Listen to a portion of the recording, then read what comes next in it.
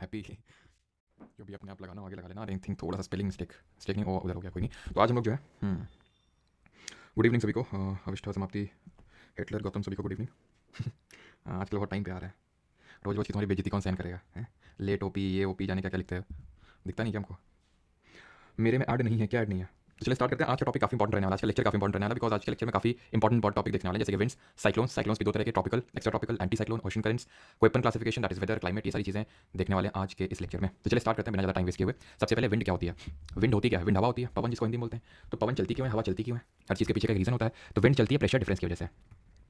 जब दाब में अंतर होता है तो विंड चलती है। अब प्रेशर डिफरेंस होता ही क्यों है, क्यों क्रिएट होता है प्रेशर डिफरेंस, वो समझ लेते हैं। प्रेशर दो तरह का होता है, एक होता है लो प्रेशर और दूसरा होता है हाई प्रेशर।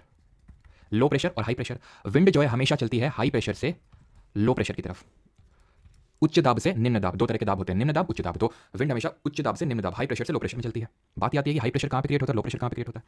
हाई प्रेशर वहाँ पे क्रिएट होता है जहाँ पे रिलेटिवली जो एयर है हमारी प्रेशर लगा रही है, जैसे ये ग्राउंड है, जमीन है, ठीक। अब इस जमीन पे अगर कोई प्रेशर लगा रहा है, कोई विंड प्रेशर लगा रही है, तो उसको हाई प्रेशर जोन बोलेंगे। विंड यहाँ से ऊपर उठ रही है तो उसको लो प्रेशर जोन बोलेंगे। क्यों? क्योंकि यहाँ पे प्रेशर लगाने वाला कोई है ही नहीं, यहाँ पे क्योंकि बहुत ज़्यादा प्रेशर लग रहा है, तो ये हो जाएगा हाई प्रेशर जोन और ये हो जाएगा लो प्रेशर जोन। अब बात आती है कि कौन लगाता है प्रेशर? विंड लगाती है। तो कौन सी तरह की विंड है जो नीचे बैठती है और कौन सी तरह की विंड है जो ऊपर उठती है? तो जो नीचे बैठती है उसको बोलते हैं कोल्ड विंड, जो ठंडी हवा होती है, क्योंकि वो डेंस होती है, क्योंकि वो भारी होती है, क्योंकि उसका जो घनत्व होता है वो ज़्यादा होता है। किससे? वो ज़्यादा होता है वार्म विंड से। ये है वार्म विंड। अब वार्म विंड की डेंसिटी इसलिए ज़्यादा होती है कि वार्म होती है, इसमें जो पार्टिकल्स होते हैं थोड़े दूर दूर होते हैं। अब दूर दूर होते हैं तो डेंसिटी होती है कम, भारी होती है कम, हल्की होती है, जिसकी वजह से ये ऊपर उठती है, ऊपर राइज करती है। और जो कोल्ड विंड होती है वो नीचे की तरफ सिंक करती है, जिसकी वजह से यहाँ पे क्या क्रिएट करेगी? हाई प्रेशर जोन क्रिएट करेगी, उच्च दाब क्रिएट करेगी। यहाँ पे वार्म विंड निम्न दाब क्रिएट करेगी, तो चल जाएगी विंड यहाँ से हाई प्रेशर से लो प्रेशर चलेगी। क्यों? क्योंकि अब यहाँ पे विंड तो है नहीं, क्योंकि ऊपर उठ गई वार्म विंड, तो इस वैक्यूम को फिल करने के लिए ये जो कोल्ड विंड है साइड में होगी, वो यहाँ से भागेगी और तुरंत यहाँ पहुंचेगी। ये जो वार्म विंड ऊपर पहुंच गई, ये ट्रोपोस्फियर है, क्षोभ मंडल है, ऊपर जाते जाएगी तो इसका टेंपरेचर कम होता जाएगा। क्यों? क्योंकि हमें पता है, कल पढ़ा था कि हम लोगों ने ट्रोपोस्फियर में यानी क्षोभ मंडल में ऊपर जाने में टेंपरेचर घटता है। कमेंट में आप बताएंगे कितना घटता है, लैप्स रेट कितना है और ट्रोपोस्फियर की एवरेज थिकनेस कितनी है। तो जब ऊपर पहुंचेगी ठंडी हो जाएगी, और जब ठंडी हो जाएगी यहाँ पे ट्रोपोपॉस, तो ट्रोपोपॉस में इस तरह से मूव करेगी, ठंडी होकर फिर से यहाँ पे इस तरह से ये गर्म होकर इधर पहुंचेगी, ठीक है। ये जो वैक्यूम क्रिएट हुआ यहाँ पे, तो इस तरह से पूरा साइकिल बन जाता है, ठीक है। तो ट्रोपोस्फियर में हमने पढ़ा था लैप्स रेट होता है 1 किलोमीटर पे 1 किलोमीटर पे 6.5 डिग्री सेल्सियस टेंपरेचर कम होता है, या फिर इसको हम बोल सकते हैं कि 165 मीटर पे 1 डिग्री सेल्सियस टेंपरेचर कम होता है ट्रोपोस्फियर में, क्षोभमंडल पे। तो ये चीज क्लियर हो गई होगी कि विंड चलती क्यों है। तो विंड चलती है प्रेशर डिफरेंस की वजह से, दाब में अंतर की वजह से। दाब यानी प्रेशर दो तरह का होता है, high pressure, low pressure. Wind high से लो में चलती, कोई भी चीज हाई से लो में ट्रांसफर हमेशा शिफ्ट होती है। जैसे कि मैंने आपको एग्जांपल भी दिया था जब मैं आपको फिजिक्स पढ़ा रहा था, कि फिजिक्स में हम लोगों ने देखा था कि करंट तभी फ्लो होता है जब पोटेंशियल डिफरेंस होता है। पोटेंशियल डिफरेंस होता है, जैसे यहाँ प्रेशर डिफरेंस है, वैसे वहाँ पे पोटेंशियल डिफरेंस होता है, तब फ्लो होता है क्या हमारा? तब इलेक्ट्रॉन्स का फ्लो होता है, और इलेक्ट्रॉन्स के फ्लो से इलेक्ट्रिसिटी जनरेट होती है। और वही पोटेंशियल डिफरेंस क्रिएट करने के लिए, उस पोटेंशियल डिफरेंस को क्रिएट करने में जो वर्क डन होता है, तो उसमें जो एनर्जी होती है वही एक्चुअल में हमें, जो हमारे पावर प्लांट देखते हैं, बोल सकते हैं, पावर प्लांट जो हमारा बिजली विभाग होता है हमारे स्टेट का, फिर हमारे सिटी का, वो भेजता है वो बिजली, ठीक है, जिसको हम बोलते हैं कि बिजली आ रही है, जिसके लिए हम पे करते हैं 1 यूनिट 2 यूनिट सारी चीजें, तो वो उसी के लिए पे करते हैं, वो प्रेशर, वो पोटेंशियल डिफरेंस के लिए। तो वैसे प्रेशर डिफरेंस, ठीक है। तो वहाँ पे मैंने एग्जांपल दिया, जैसे कि मैं आपको अभी ज्योग्राफी पढ़ा रहा हूँ, ठीक है। तो मैं आपको ज्योग्राफी पढ़ा रहा हूँ, तो क्यों? क्योंकि मेरे पास मुझे थोड़ी ज़्यादा नॉलेज होगी ज्योग्राफी के टर्म्स में, आपको थोड़ी कम होगी, तो हाई से लो में फ्लो रहा है। अब मैं कोई बहुत बड़े ज्योग्राफिस्ट के सामने अगर बैठा हूँ, ठीक है, कोई बहुत बड़े मतलब ज्योग्राफिस्ट हो, है ना, कोई अपन जैसे हमारे, तो वहाँ के केस में क्या होगा? मैं लो हो जाऊंगा, वो हाई हो जाएंगे, तो हाई से लो देन ट्रांसफर होगा। तो नॉलेज ट्रांसफर कैसे हो रहा है? हाई से लो। तो कोई भी चीज़ जो ट्रांसफर होती है तो हाई से लो में ही ट्रांसफर होती है। Same goes with wind. तो प्रेशर डिफरेंस है, यानी कि हाई प्रेशर से लो प्रेशर में क्या होगी? हमारी विंड चलेगी। आगे बढ़ते हैं। विंड जो होती है वो दो तरह की होती है।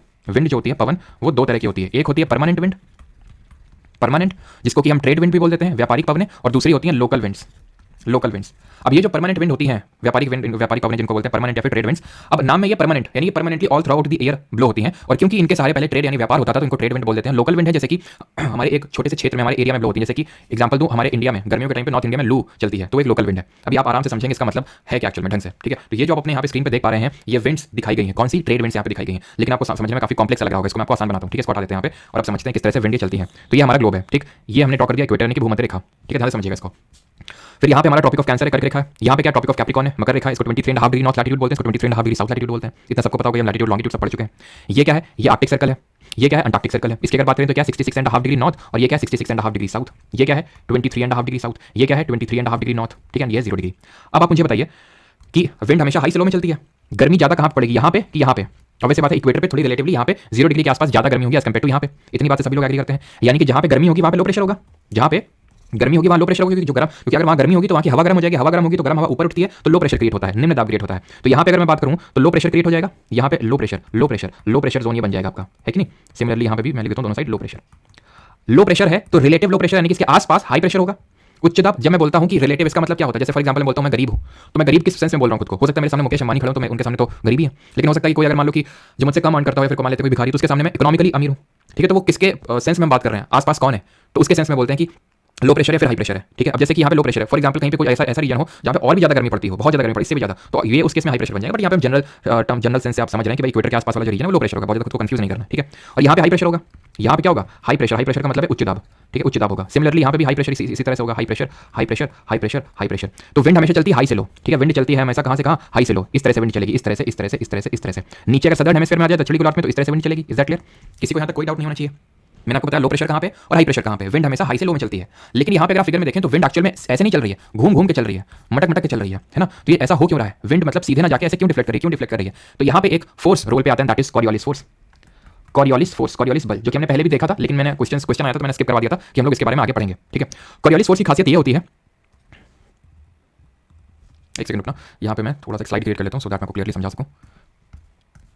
तो कॉरियोलिस फोर्स की खासियत ये होती है, पहली बात तो कॉरियोलिस फोर्स का ओरिजिन क्यों होता है, कॉरियोलिस फोर्स, क्योंकि इस फोर्स की डिस्कवरी कॉरियोलिस जी ने करी थी इसलिए उनके नाम पे पड़ गया। ये अर्थ के रोटेशन, जो पृथ्वी का जो घूर्णन होता है उसकी वजह से इसका जन्म होता है। पृथ्वी हमारी घूम रही है, उसकी वजह से कॉरियोलिस नाम का एक फोर्स ओरिजिनेट होता है। ये फोर्स करता क्या है, ये फोर्स चीजों को डिफ्लेक्ट कर देता है, घुमा देता है। नदर्न हेमिस्फीयर में, उत्तरी गोलार्ध में चीजों को राइट की ओर डिफ्लेक्ट कर देता है, राइट की ओर, और सदर्न हेमिस्फीयर में, दक्षिणी गोलार्ध में ये चीजों को लेफ्ट की ओर डिफ्लेक्ट कर देता है, बाएं तरफ की ओर, दाएं और बाएं। नदर्न हेमिस्फीयर और सदर्न हेमिस्फीयर में कोई भी चीज हो, नदर्न हेमिस्फीयर में राइट की ओर और सदर्न हेमिस्फीयर में लेफ्ट की ओर डिफ्लेक्ट कर देता है कॉरियोलिस फोर्स। जब हम ओशन करंट पढ़ेंगे, महासागरीय जलधाराएं पढ़ेंगे, वहां पे भी ये रोल में आने वाला है, तो ध्यान से इसको याद रखिएगा। ये कॉरियोलिस फोर्स इक्वेटर पे, भूमध्य रेखा पे 0 होता है और पोल्स पे, ध्रुवों पे मैक्सिमम होता है, सबसे अधिक होता है। यानी कि ये अगर हमारी अर्थ है तो इक्वेटर पे 0 है इसकी वैल्यू, और पोल्स पे, ध्रुवों पे सबसे ज्यादा होगी। अब ये कैसे होगा, इसको ऐसे समझ लो, जैसे मान लो कि ये एक झूला है, ठीक है, इसमें ये एक तरह का ये सेंटर है, ठीक है, और ये झूले में मान लो डब्बे से नहीं होता, जिसमें बैठा जाता है। अब ये झूला घूम रहा है, मैं झूलों में क्या करता हूँ, मैं एक और डब्बा लगा देता हूँ, ये डब्बा सेंटर के पास में एक और डब्बा लगा देता हूँ। यहाँ पे भी मैं कपल्स को बिठा देता हूँ, क्योंकि क्या जो माहौल चल रहा है तो चलो कपल्स को बिठा देते हैं, ठीक है। तो यहाँ पे मैंने बिठा दिया एक सेट ऑफ कपल्स को, क्योंकि बहुत ज्यादा कपल्स की भीड़ आ गई थी, तो मैंने सोचा क्यों ना दो डब्बे लगा दिए जाए। तो एक एंड्स पे लगे हुए डब्बे और एक सेंटर के पास में लगे हुए। मुझे बताओ किन कपल को ज्यादा परम आनंद की अनुभूति होगी, जो एकदम एंड पे बैठे हुए हैं या फिर सेंटर पे? परम आनंद की अनुभूति से मेरा मतलब है कि एकदम ज्यादा एड्रेनालिन रश मिलेगा। अभी वैसे मैंने बायोलॉजी पढ़ी नहीं है, लेकिन ऐसे समझ लो किसका दिल ज्यादा धड़केगा, यहाँ वाले जो बैठे या फिर सेंटर के पास वाले? बताइए जल्दी से। क्योंकि मैं तुम्हारे लिए इतना तो इंतजार कर नहीं पाऊंगा, कमेंट में देखूंगा तो मैं समझ जाऊंगा कि आपका मतलब समझ जाओगे कि मैं बताना क्या चाह रहा हूं। तो यहाँ पे जो बैठे हुए उनको ज्यादा एड्रेनलिन रश मिलेगा, यानी कि ज्यादा उनका दिल धड़केगा। क्यों? क्योंकि वो एंड्स पे बैठे हुए हैं और आप वो फील कर पा रहे होंगे, ठीक है। वही सेम चीज है कि जो चीज एकदम पास में होगी इक्वेटर्स के, तो उसको उतना ज्यादा वो डिफ्लेक्ट नहीं होगी, फिर जीरो डिफ्लेक्शन होगा। जो जितना ज्यादा दूर होगा वो उतना ही ज्यादा डिफ्लेक्ट करेगा। Is that clear? तो ये कॉरियोलिस फोर्स है। अब इसी कॉरियोलिस फोर्स की वजह से क्या होगा, जो विंड्स है हमारी सीधे ना जाके, क्योंकि नदर्न हेमिस्फीयर में है तो राइट की ओर डिफ्लेक्ट हो जाएंगे, राइट की ओर, राइट की ओर, राइट की ओर, राइट की ओर। और सदर्न हेमिस्फीयर में विंड्स लेफ्ट की ओर डिफ्लेक्ट होती है, लेफ्ट की ओर, लेफ्ट की ओर, बाएं साइड की ओर, बाएं साइड की ओर, बाएं साइड की ओर। तो इस तरह से डिफ्लेक्शन हो गया, ठीक। तो एक्चुअल में जब मैं विंड को ड्रॉ करूंगा तो कुछ इस तरह से ड्रॉइंग हो जाएंगी, देख लो, वही तो है विंड का एक्चुअल, ये ठीक है। और सदर्न हेमिस्फीयर में इस तरह से, वही तो यहाँ पे ड्रॉ है, वही तो यहाँ पे ड्रॉ है। और पता है इन विंड्स को बोलते क्या है? इन विंड्स को बोलते हैं, ऊपर वाली को बोलते हैं नॉर्थ ईस्टर्लीज। देखो ध्यान से समझो, ध्यान से इस चीज को समझो कि विंड्स, अभी मैंने आपको बताया था दो तरह की होती हैं, ठीक है। विंड्स होती हैं हमारी कितने तरह की? दो तरह की। एक होती है ट्रेड विंड्स और दूसरी होती है लोकल विंड्स। पहले समझते हैं ट्रेड विंड्स, ठीक है। ट्रेड विंड्स जिनको हम परमानेंट विंड्स भी बोलते हैं, व्यापारिक पवनें। अब ये होती हैं दो तरह की, वेस्टर्लीज, ठीक है, जिनको पश्चिमी पवनें बोलते हैं, वेस्टर्लीज, और दूसरी होती है ईस्टर्लीज, पूर्वी पवनें, ईस्टर्लीज। किसी भी विंड का नाम उसके डायरेक्शन ऑफ ओरिजिन से पड़ता है। जैसे कि ये डायरेक्शन का ज्ञान सबको होगा, ये ईस्ट है, ये वेस्ट है, ये नॉर्थ है, ये साउथ है। तो कोई विंड अगर ऐसे चल रही है तो उसको ईस्टर्ली बोलेंगे। वो वेस्ट की तरफ चल रही है इसलिए उसको वेस्टर्ली नहीं बोलेंगे, क्योंकि वो ईस्ट से चल रही है इसलिए उसको ईस्टर्ली बोलेंगे। सिमिलरली अगर ऐसे चल रही है तो उसको वेस्टर्ली बोलेंगे, क्योंकि जो हमारी विंड है वो कुछ इस तरह से चल रही है। अगर आपने ध्यान से ऑब्जर्व किया हो, क्योंकि जो हमारी विंड है वो किस तरह से चल रही है, इस तरह से चल रही है। नदर्न हेमिस्फीयर में, सदर्न हेमिस्फीयर में इस तरह से चल रही है। ये कौन सा डायरेक्शन है? North east. ये कौन सा डायरेक्शन है? South east. इसीलिए इनको हम बोलते हैं नॉर्थ ईस्टर्लीज और इनको हम बोलते हैं साउथ ईस्टर्लीज, ईस्टर्लीज, ठीक। क्लियर हो गया? और जहां पे ये दोनों मिलती है ना, जहां पे दोनों मिलती हैं, इसको बोलते हैं इंटर ट्रॉपिकल कन्वर्जेंस जोन, अंतर उष्णकटिबंधीय अभिसरण क्षेत्र हिंदी में बोलते हैं। अंतर उष्णकटिबंधीय अभिसरण क्षेत्र, इंटर ट्रॉपिकल कन्वर्जेंस जोन। अगर तुमसे पूछ ले कौन सा जोन होता है, तो वो जोन होता है जहां पे नॉर्थ ईस्टर्लीज और साउथ ईस्टर्लीज आपस में मिलती हैं। इसी रीजन को हम बोल देते हैं डोल्ड्रम। डोल्ड्रम क्यों बोल देते हैं? बिकॉज मोनोटोनस टाइप का रीजन होता है। आपने ये वोकैबुलरी भी हो सकता है इंग्लिश में याद करी हो कि डोल्ड्रम मतलब जहां पे रिलेटिवली मोनोटोनस टाइप चीजें होती हैं, काम मतलब शांत चीजें होती हैं, तो उसको इंटर ट्रॉपिकल कन्वर्जेंस जोन बोल देते हैं। यहाँ तक क्लियर हो गया वो चीज़। अब ये मेन चीज़ थी जो आप समझ गए, ठीक है। अब थोड़ा सा और अपने दिमाग में एफर्ट डालना, अगर समझ पाओ तो ठीक है, नहीं तो रट्टा मारना फिर जिंदाबाद। और क्या है, तो यहाँ पे आपको पता है ये पोल से हमारे ध्रुव है, ठीक है। कायदे की ठंडी पड़ेगी, यहाँ से ज़्यादा तो ठंडी कहीं पड़ नहीं सकती है। जैसे कि यहाँ इक्वेटर से ज़्यादा गर्मी कहीं नहीं पड़ सकती है, वैसे पोल से ज़्यादा, ध्रुवों से ज़्यादा सर्दी कहीं नहीं पड़ सकती है। तो यानी कि ये कोई दिक्कत वाली बात नहीं होनी चाहिए कि यहाँ पे कैसा जोन क्रिएट होगा, यहाँ पे हाई प्रेशर क्रिएट होगा, यहाँ पे हाई प्रेशर क्रिएट होगा, हाई प्रेशर, ठीक है, हाई प्रेशर। उस हाई प्रेशर के हिसाब से अगर देखें तो ये उसके लिए लो प्रेशर हो जाएगा, ये लो प्रेशर हो जाएगा, ये लो प्रेशर हो जाएगा, यानी कि उसके लिए ये लो प्रेशर हो जाएगा। अब तुम्हें लगेगा सर इक्वेटर से तो ज़्यादा यहाँ पे ठंडी पड़ती होगी, ये वाला जो है बिल्कुल ठंडी पड़ती होगी, बिल्कुल ये इसके हिसाब से हाई प्रेशर होगा, लेकिन उसके हिसाब से थोड़ी ना देखेंगे, इसके आस विंड कैसे चलती है, हाई से लो, तो हाई से लो चला दो, हाई से लो, हाई से लो, हाई से लो, हाई से लो, हाई से लो, हाई से लो, लो लो, ठीक है। अब हमें पता है कि इसका डिफ्लेक्शन राइट की तरफ हो जाएगा। राइट की तरफ क्यों होगा, क्योंकि ये नदर्न हेमिस्फीयर है इस तरह से, तो क्योंकि ये भी ईस्ट से ही चल रही है तो इसको ईस्टर्ली बोल देते हैं, लेकिन क्योंकि ये पोल्स में चल रही है तो इसको पोलर ईस्टर्ली बोल देते हैं। क्वेश्चन इससे कैसे बनेगा मुझे भी नहीं पता कैसे बनेगा, क्योंकि मैंने ऐसा कोई क्वेश्चन देखा नहीं है बेसिस में। ये तो क्लियर होना चाहिए जो मैंने अभी पहले बताया था, क्योंकि इससे तो कायदे से क्वेश्चन बन सकता है। जो मैंने बताया ITCZ क्या है, तो ITCZ वो जोन है जहाँ पे नॉर्थ ईस्टर्ली और साउथ ईस्टर्ली आपस में मिल रही है, इसको डोल्ड्रम के नाम से भी जानते हैं, ठीक। तो ये है पोलर ईस्टर्ली और इसको पोलर ईस्टर्ली बोलते हैं। वो नॉर्थ पोलर ईस्टर्ली हो जाएगी और ये साउथ की, ठीक है। ये भी आपकी पोलर ईस्टर्ली हो जाएगी। बीच वाला तो खाली छूट गया, बीच वाला बिल्कुल खाली छूट गया, तभी इसको मैकेनिकल जोन भी बोलते हैं। अभी इस पे क्या आएंगे, मैकेनिकल जोन वगैरह क्या होता है। तो देखो अब यहाँ पे हुआ क्या, हुआ ये कि यहाँ पे रिलेटिव हाई प्रेशर है, ये हाई प्रेशर है, ये हाई प्रेशर है, ये हाई प्रेशर है, ये हाई प्रेशर, ये लो लो लो है ये, ठीक। हाई से लो विंड चला दो, हाई से लो विंड चला दो, हाई से लो विंड चला दो, ठीक है। और यहाँ पे भी हाई से लो आपको चला देना है विंड। अब क्योंकि ये नदर्न हेमिस्फीयर में तो ये हमारी जो विंड है इस तरह से राइट की ओर डिफ्लेक्ट होंगी, राइट की ओर डिफ्लेक्ट होंगी। अब ये कौन से डायरेक्शन से ऐसे मूव कर रही है, कौन से डायरेक्शन से मूव कर रही है, वेस्ट डायरेक्शन से। तुम बोलोगे नहीं सर साउथ वेस्ट डायरेक्शन से मूव कर रही है, साउथ वेस्ट छोड़ दो, वो जो जितना स्पेसिफिक करना था नॉर्थ ईस्ट साउथ ईस्ट वो बस बीच में करना था, ठीक है। क्यों, उसका भी रीजन है, अभी मैं आपको बताऊंगा, ठीक है। तो ये हमारी तरह से वेस्ट साइड से ब्लो हो रही है। यहाँ पे भी अगर आप सिमिलर देखें सदर्न हेमिस्फीयर में, तो सदर्न हेमिस्फीयर में चीजें लेफ्ट की ओर डिफ्लेक्ट होती हैं, यानी कि इस तरह से पवन चलेगी यहाँ पे आप देख लो, ठीक है। ये इस तरह से यहाँ पे मूव कर रही है, इस तरह से मूव कर रही है, इस तरह से, ठीक है। तो ये इनको बोलते हैं वेस्टर्लीज, ठीक है। तो ईस्टर्लीज और वेस्टर्लीज हमारी क्या है, ये परमानेंट विंड्स या फिर परमानेंट ट्रेड विंड्स हैं, ठीक। ये बात क्लियर हो गया कि क्या है ये वेस्टर्लीज और क्या है ईस्टर्लीज। तो वेस्टर्लीज हमारी यहाँ पे ब्लो हो रही है। अब ध्यान से देखिएगा, इनको हम डिफरेंट सेल बोल देते हैं। क्या बोल देते हैं, सेल। ये यहाँ से 0 से लेकर 30 डिग्री नॉर्थ, और ये 30 डिग्री नॉर्थ है ना, इस वाले रीजन को बोलते हैं हॉर्स लैटिट्यूड, हिंदी में बोलते हैं अश्वच्छांश, हॉर्स लैटिट्यूड या फिर अश्वच्छांश। अब इसका नाम अश्वच्छांश क्यों पड़ा, हॉर्स लैटिट्यूड, क्योंकि माना जाता है कि जब लोग ट्रेड करते थे, घोड़ों का ट्रेड होता था, हॉर्सेस का, तो यहाँ पे एकदम क्लियर स्काई, नो बारिश नथिंग, तो इसलिए यहाँ पे विंड भी बहुत ज़्यादा नहीं चलती थी। तो जब लोग यहाँ पे आते थे अपनी शिप लेके इस वाले रीजन पे, तो होता यह था कि घोड़े भी उसमें लगे हुए हैं, शिप चल नहीं रही है क्योंकि विंड के सारे तब चला करते थे। तो लोग जो शिप में बैठते थे वो घोड़ों को फेंक देते थे समुद्र में। क्यों, क्योंकि अब या तो घोड़ों को बचा लिया खुद बच जाए, और उस केस में तो दोनों ही मरेंगे अगर वहाँ पे ही लटके रहे, उस समुद्र से नहीं बाहर निकल पाए, तो खुद को बचाने के लिए समुद्र मतलब घोड़ों को फेंक देते थे। तो इसीलिए वैसे ये माना जाता है कि इन लैटिट्यूड्स का नाम हॉर्स लैटिट्यूड पड़ गया। ये हेडली सेल होती है 0 से 30 तक, 30 से लेके यहाँ तक 60 तक, इसको मिड लैटिट्यूड या फिर फेरल सेल बोलते हैं, यहाँ पे लिखा नहीं हुआ है, इसको फेरल सेल बोलते हैं। और ये पोलर सेल, ऐसे सिमिलर नीचे भी हेडली, फेरल और पोलर सेल इसको बोलते हैं। सेल बन जाती है, मतलब सेल वही अभी जो मैंने पीछे बताया था ना, ये कि भाई कोल्ड नीचे दबी, ये यहाँ पे गई इसको वैक्यूम को भरने के लिए, ये ऊपर चली गई, ऊपर जाकर ठंडी हो गई तो फिर ठंडी के नीचे गई, पूरा क्या बन गया, ये सेल बन गया, ये सेल। तो वैसे ये हेडली सेल है, ये फेरल सेल और ये पोलर सेल है, ठीक है। अब मुझे यहाँ पे अमिताभ बच्चन को मीम याद आ रहा है, समझ में आई बात नहीं ना, थोड़े ऊपर लेवल की बात है। एक्चुअली मुझे पता है कि यहाँ पे कुछ लोगों का भेजा थोड़ा गर्म हुआ होगा, और होना भी चाहिए क्योंकि थोड़ी सी हाई लेवल की चीज़ है। लेकिन अगर आपको समझ में आई है तो ठीक है, नहीं तो जितना मैं आपको बता रहा हूँ तरट्टा मार लो जिंदाबाद। दैट इज अबाउट ITCZ और हॉर्स लैटिट्यूड क्या होते हैं, हेडली सेल, फेरल सेल, और इनका थोड़ा सा आइडिया ले लो कहाँ पे लोकेटेड है बस, ठीक। तो ITCZ को ही हम डोल्ड्रम बोलते हैं, जो कि हमें इक्वेटर पे देखने को मिलता है, यानी कि रफली हम बोल सकते हैं कि 5 डिग्री नॉर्थ से लेकर 5 डिग्री साउथ, जैसे कि हमारा इक्वेटर है 0 डिग्री, ये 5 डिग्री नॉर्थ, 5 डिग्री साउथ, ये वाला जो रीजन इसको ITCZ या डोल्ड्रम बोलेंगे। ITCZ ऊपर नीचे शिफ्ट होता रहता है सन के मूवमेंट के अकॉर्डिंग, बिकॉज हमें पता है 21 जून को 23.5 डिग्री नॉर्थ पे सन की डायरेक्ट रेस पड़ती है, जिसको कि हम समर सॉलिस्टिस बोलते हैं, ठीक है। 22 दिसंबर को ट्रॉपिक ऑफ कैप्रिकॉर्न पे डायरेक्ट रेस पड़ती है सन की, जिसको विंटर सॉलिस्टिस शीतकालीन अयनांत बोलते हैं। तो ऑब्वियस बात है जब नीचे यहाँ पे डायरेक्ट रेस पड़ रही होगी सन की, तो ITCZ थोड़ा नीचे शिफ्ट हो चुका होगा। जब हम बात करते हैं जैसे कि 21 जून की जब ट्रॉपिक ऑफ कैंसर की डायरेक्ट ट्रॉपिक ऑफ कैंसर पे पड़ रही है, तो ITCZ थोड़ा सा ऊपर शिफ्ट हो चुका होगा। तो ये स्टेटमेंट सही होगा अगर ये बन के आ जाएगा स्टेटमेंट की ITCZ moves according to the movement of sun, तो ये स्टेटमेंट सही है, ठीक है। जब सन ऊपर तो ITCZ थोड़ा ऊपर, जब सन नीचे तो ITCZ थोड़ा नीचे। हॉर्स लैटिट्यूड क्या है, ये है 30 डिग्री नॉर्थ और 30 डिग्री साउथ वाले रीजन, क्लियर। अब किसी का कोई डाउट हो तो पूछ लो।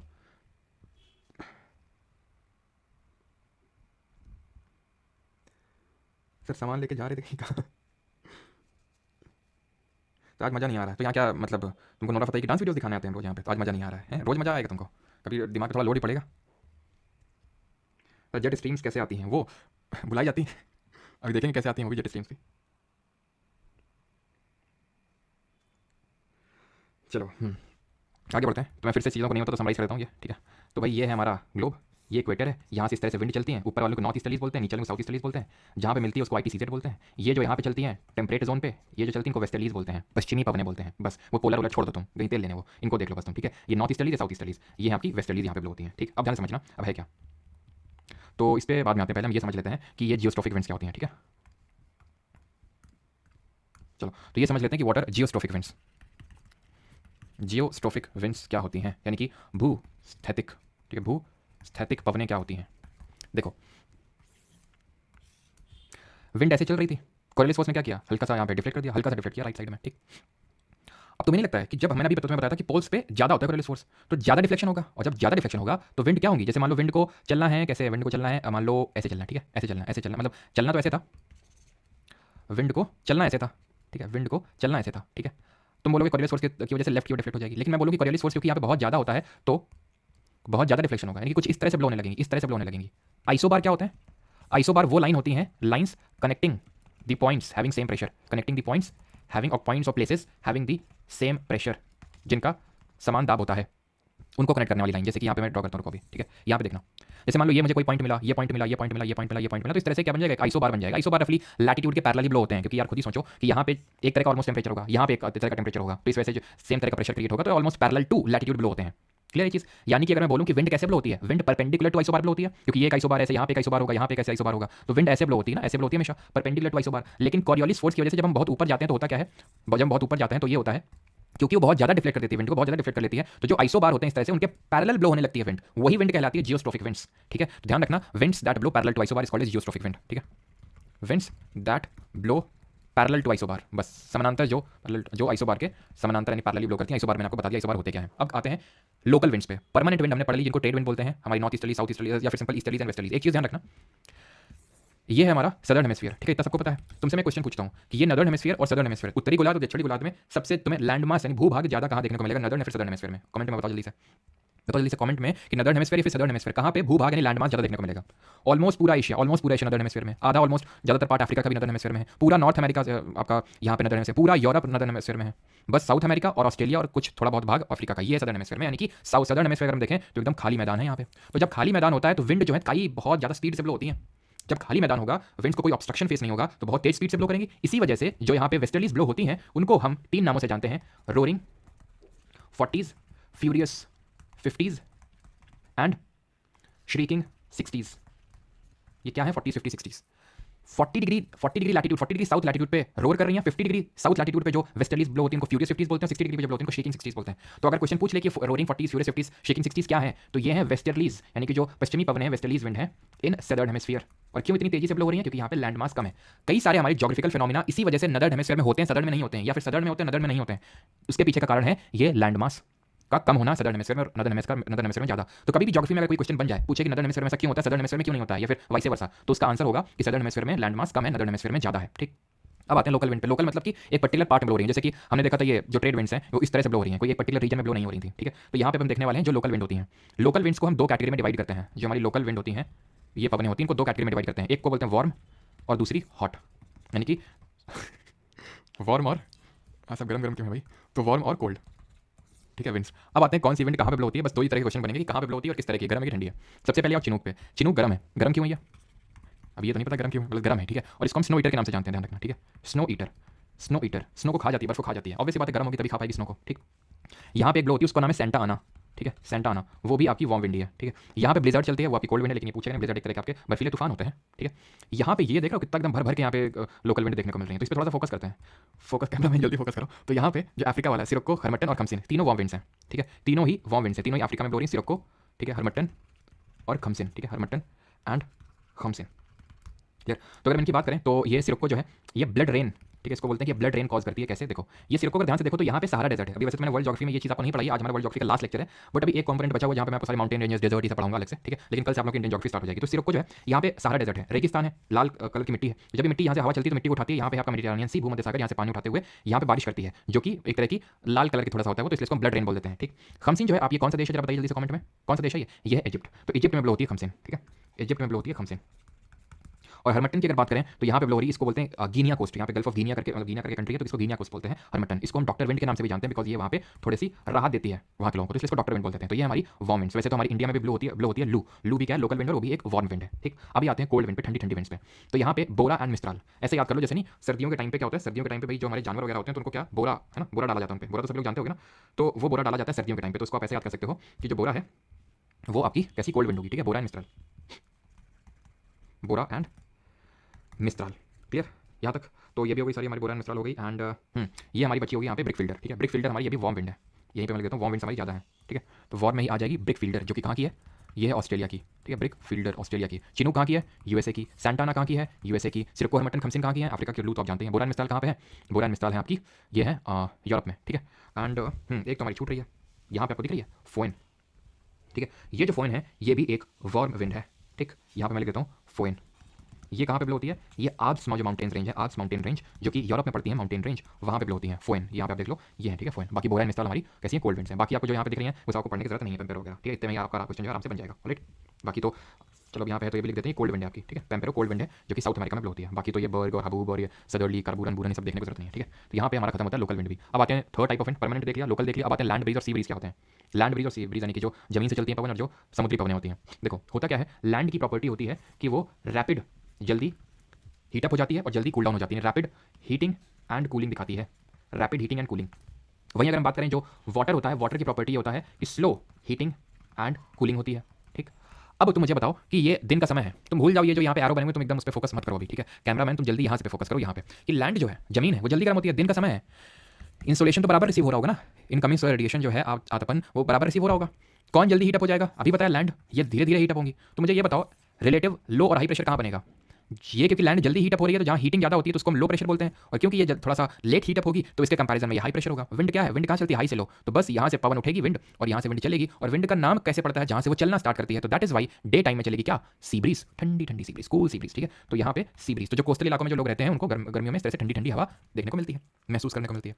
नाइट में क्या होगा? नाइट में तो टेरेस्ट्रियल रेडिएशन होता है। नाइट में वो जो यहाँ पे एक तरह से इंसोलेशन रिसीव किया था अर्थ सरफेस ने, फिर डिफरेंट सरफेसेस ने, बिकॉज हमने देखा था कि काफी सारा पार्ट हमारा रिफ्लेक्ट हो जाता है, जिसको अल्बीडो बोलते हैं। हाईएस्ट अल्बीडो किसका होता है? कमेंट बताइए। तो यहाँ पे अब जो इंसोलेशन रिसीव हुआ था अब वो रिफ्लेक्ट होगा, तो लैंड जितना जल्दी हीट होता है उतनी जल्दी कूल भी हो जाता है, उतनी जल्दी कूल भी होता है लैंड, और जो सी होता है जितनी धीरे धीरे गर्म होता है उतनी धीरे धीरे ठंडा होता है। तो अब क्योंकि लैंड जल्दी से ठंडा हो जाएगा, ठंडा हो जाएगा मतलब हाई प्रेशर, ये थोड़ा देर से ठंडा होगा, देर से ठंडा होगा मतलब लो प्रेशर, पवन चलेगी हाई से लो, यानी कि उच्च दाब से निम्न दाब, यानी कि हाई प्रेशर से लो प्रेशर विंड चलेगी, और क्योंकि ये लैंड से चल रही है तो इसलिए इसका नाम पड़ जाएगा लैंड ब्रीज। यहाँ पे तो लैंड ब्रीज कब चलती है? लैंड ब्रीज चलती है रात में, और सी ब्रीज कब चलती है? दिन में। सी ब्रीज कब चलती है? दिन में, यानी डे टाइम में। Is that correct? Is that clear? ठीक है, यहाँ तक क्लियर हो तो फिर आगे बढ़े। ये क्या देख पा रहे हैं अपनी स्क्रीन पे? बताइए जल्दी से, अब हम लोग क्या पढ़ने वाले हैं, गेस करिए, किसी का कोई डाउट तो नहीं यहाँ तक? फ्रेशली प्रिपेयर्ड स्नो का सबसे ज़्यादा अल्बीडो होता है। 0.8 सबका सही है, ऋतुक, श्रेया, श्रद्धा सबका सही है, गौतम। साइक्लोन, ठीक। सिटीज़ में भी जो कोस्टल इलाके होते हैं वहाँ पे देखने को मिलेगा, जहाँ पे सी होगा वहाँ पे। ठीक है, चलो तो पढ़ने वाले हैं साइक्लोन। ठीक है, जिसको हिंदी में बोलते हैं चक्रवात। तो साइक्लोन आते क्यों हैं? साइक्लोन वैसे दो तरह के होते हैं। ठीक है, साइक्लोन होते हैं दो तरह के, लेकिन दोनों को भेज दो भी तेल लेने के लिए। अभी जो मैं बता रहा हूँ वो पढ़ो। साइक्लोन ओरिजिनेट होता है लो प्रेशर की वजह से, लो प्रेशर की वजह से, निम्न दाब की वजह से क्रिएट होता है। जहाँ पे लो प्रेशर क्रिएट हो गया वहाँ पे साइक्लोन बन जाता है, और सराउंडिंग में हाई प्रेशर होना चाहिए। लेकिन सिर्फ एक यही कंडीशन नहीं होती है, वैसा नहीं कि कहीं पे मान लो कि हमारे घर के बगल में एक नाला है तो वहाँ पे लो प्रेशर क्रिएट हो गया तो वहाँ पे साइक्लोन आ जाएगा, नहीं। साइक्लोन के लिए फेवरेबल कंडीशन ये होती है, पहला तो ये कि लार्ज सी सरफेस टेम्परेचर चाहिए, लार्ज सी सरफेस टेम्परेचर चाहिए, यानी कि समुद्र में आते हैं, पहली बात तो ये है समुद्र में। ठीक है, समुद्र में आते हैं ये जो हमारे साइक्लोन्स होते हैं, इनको लार्ज सी सरफेस टेम्परेचर की जरूरत होती है। चलो अभी दोनों को तेल लेने भेजा तो दोनों को बुला लो। देखो हमारे दो तरह के साइक्लोन होते हैं, एक ट्रॉपिकल और एक टेम्परेट। ये होता है हमारा ट्रॉपिकल एरिया, तो बहुत आसान है। कैसे? ट्रॉपिकल साइक्लोन कौन से होते हैं, टेम्परेट कौन से होते हैं? तो भाई जो ट्रॉपिकल एरियाज में जो साइक्लोन आते हैं उनको ट्रॉपिकल साइक्लोन बोलते हैं, और जो टेम्परेट एरियाज में आते हैं उनको टेम्परेट बोलते हैं। तो हमें पता है ट्रॉपिक ऑफ कैंसर से लेकर ट्रॉपिक ऑफ कैप्रिकॉर्न तक का जो रीजन होता है उसको ट्रॉपिकल रीजन बोलते हैं, ट्रॉपिक्स बोलते हैं। तो यहाँ पे जो साइक्लोन आएंगे उनको क्या बोलेंगे? ट्रॉपिकल साइक्लोन आएंगे। और जो टेम्परेट एरिया यानी 23.5 डिग्री साउथ से लेकर 66.5 डिग्री साउथ और 23.5 डिग्री नॉर्थ से लेकर 66.5 डिग्री नॉर्थ, यहाँ पे जो आएंगे उनको टेम्परेट साइक्लोन बोलेंगे, शीतोष्ण चक्रवात बोलेंगे। ठीक है, टेम्परेट साइक्लोन बोलेंगे, शीतोष्ण चक्रवात बोलेंगे। इन्हीं को ही हम एक्स्ट्रा ट्रॉपिकल साइक्लोन भी बोल देते हैं, अभी आगे देखेंगे, इस वजह से मैं ज़्यादा इस पर फोकस अभी कर नहीं रहा हूँ। ठीक है, तो ये मैंने बात इसलिए मैं तुम्हें बताई कि ये जो टेम्परेट वाले हैं ना इनको समुद्र की जरूरत नहीं पड़ती है। तो जो अभी हम पढ़ रहे हैं फेवरेबल कंडीशंस, ये ट्रॉपिकल साइक्लोन्स के लिए पढ़ रहे हैं। ठीक है, फॉर ट्रॉपिकल साइक्लोन्स। क्लियर? तो लार्ज सी सरफेस टेम्परेचर कितना? रफली 27 डिग्री सेल्सियस या फिर उससे ज़्यादा का टेम्परेचर चाहिए। ठीक है, क्योंकि तुम्हें लो प्रेशर क्रिएट करना है ना, तो अच्छा खासा टेम्परेचर चाहिए। ठीक है, small variations in vertical wind speed, small variations in vertical wind speed, in vertical wind speed.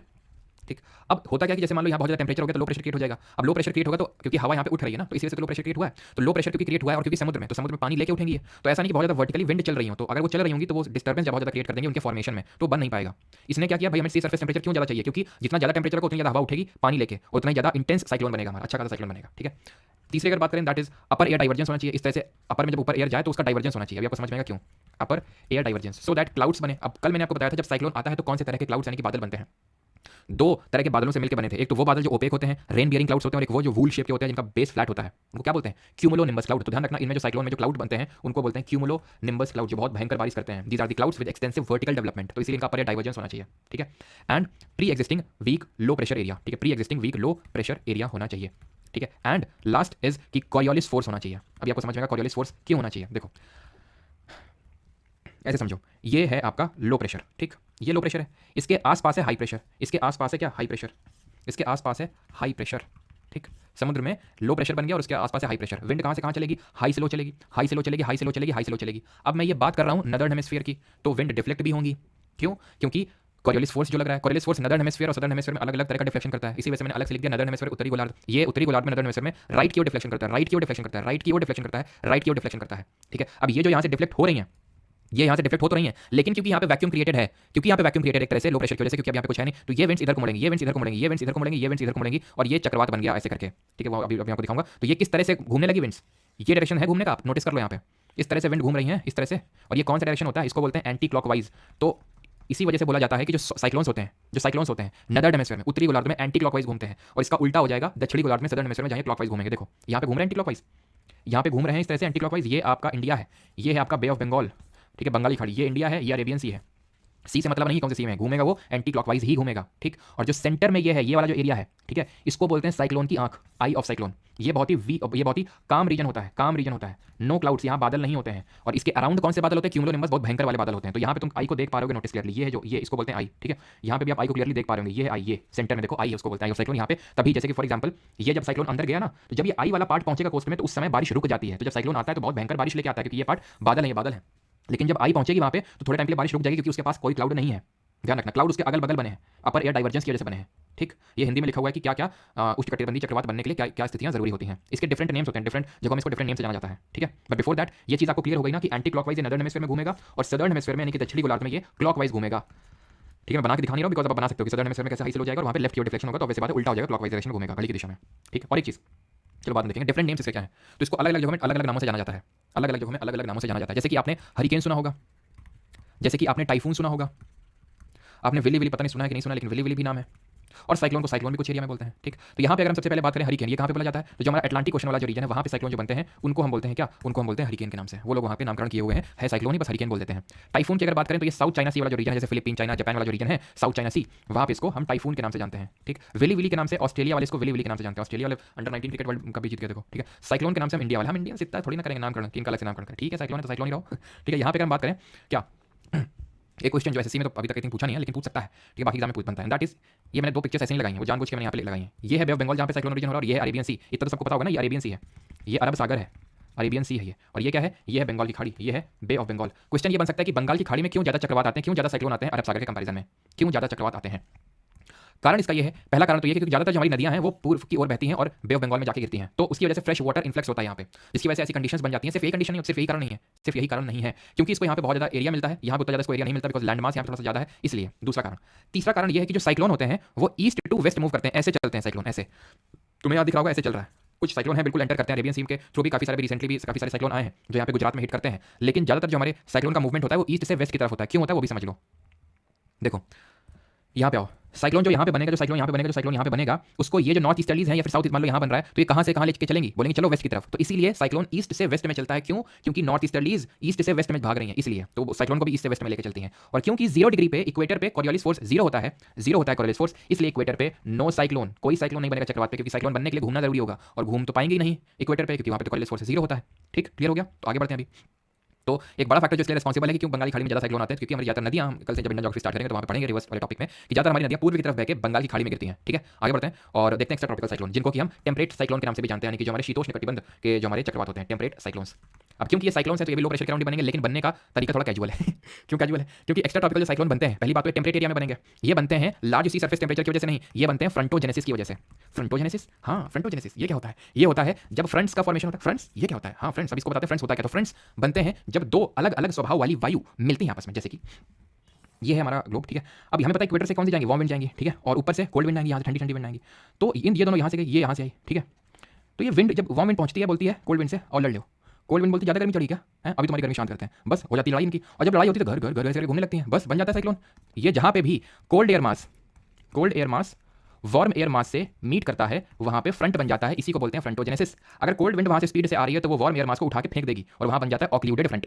उसको लिखने की जरूरत नहीं, बस ऐसे बता रहे हैं, ठीक है। ऑक्लूडेड फ्रंट बन जाता है, हवा जो क्योंकि कोल्ड विंड नीचे डेंसर होती है तो नीचे चपक के चलेगी एकदम, उठा के फेंक के मारेगी इसको ऊपर वार्म विंड को, इसको बोलते हैं ऑक्लूडेड फ्रंट। तो फ्रंट समझ गए, फ्रंटोजेनेसिस समझ गए कि फ्रंट कहां बनते हैं, जहां कोल्ड एयर मास यानी दो भिन्न स्वभाव वाली जो वायु आपस में मिलती हैं, घूमने लगती हैं और इसकी वजह से एक्स्ट्रा ट्रॉपिकल साइक्लोन बन जाते हैं। क्लियर है, ये भी आपके ईस्ट से वेस्ट में ही, सॉरी ये एक्स्ट्रा ट्रॉपिकल है वेस्ट से ईस्ट में चलेंगे। क्यों, क्योंकि यहाँ पे वेस्टर्ली चल रही है ना, ये लोग कहाँ बन रहे हैं, ये मिड लैटिट्यूडनल एरियाज में बन रहे हैं। मिड लैटिट्यूड जब मैं बोलता हूँ तो इसका मतलब 30 से 40 डिग्री वाला जो रीजन है वो, ठीक है। तो क्योंकि यहाँ पे वेस्टर्लीज ब्लो हो रही हैं तो ये लोग वेस्ट से ईस्ट ब्लो होते हैं। तो चलो डिफरेंस समझ लेते हैं, ट्रॉपिकल और टेम्परेट में डिफरेंस क्या होता है। एक्स्ट्रा ट्रॉपिकल को टेम्परेट, टेम्परेट को एक्स्ट्रा ट्रॉपिकल बोलते हैं। तो पहली बात तो ये है, ये सिर्फ ओनली इन सी इनका फॉर्मेशन होता है, सिर्फ समुद्र में बनते हैं, ये समुद्र और जमीन दोनों में बनते हैं, ये जमीन में कभी बन ही नहीं सकते हैं ट्रॉपिकल वाले, ठीक है, ट्रोपोकल, ठीक है, ट्रॉपिकल। दूसरा इसका डिफरेंस क्या है, दूसरा डिफरेंस ये कि ईस्ट से वेस्ट में मूव करते हैं, ये वेस्ट से ईस्ट में मूव करते हैं, ठीक है, ये भी क्लियर हो गया। ये क्यों ईस्ट से वेस्ट में मूव करते हैं, ईस्टर्लीज की वजह से। ये क्यों वेस्ट से मूव करते हैं, वेस्टर्लीज की वजह से। तीसरा है ये कम आते हैं, ठीक है, यानी कि लेस फ्रीक्वेंट होते हैं, लेस इन फ्रीक्वेंसी, कम आते हैं, लेकिन आते हैं तो कायदे की तबाही मचाते हैं, मोर डिस्ट्रक्टिव, बहुत भयंकर तबाही मचाते हैं ये, अब कितनी तबाही मचाएंगे वो डिपेंड करेगा कि मॉइस्चर कितना है इनके पास, ठीक है।